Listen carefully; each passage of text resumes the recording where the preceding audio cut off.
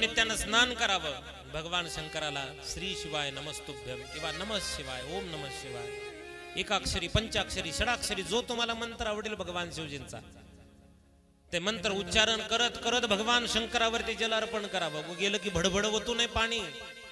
भगवान शंकरावरती जल अर्पण करण्याचा सुद्धा नियम आहे.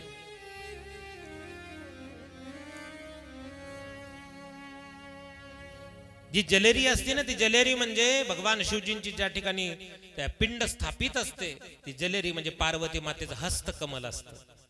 त्या जलेरीच्या उजव्या बाजूला गणेशजीचा वास आहे, डाव्या बाजूला कार्तिक स्वामी आणि मध्यभागी त्या ठिकाणी अशोक सुंदरीचा वास आहे. पाणी अर्पण करत असताना आधी गणपती बाप्पावरती पाणी अर्पण करावं, गणेशजीवरती, नंतर डाव्या बाजूला असलेल्या कार्तिक स्वामीवरती पाणी अर्पण करावं, नंतर अशोक सुंदरीवरती, नंतर मग पूर्ण पार्वती मातेचा जो हस्तकमल आहे ना असा, आणि हस्तकमलावरती त्या ठिकाणी पाणी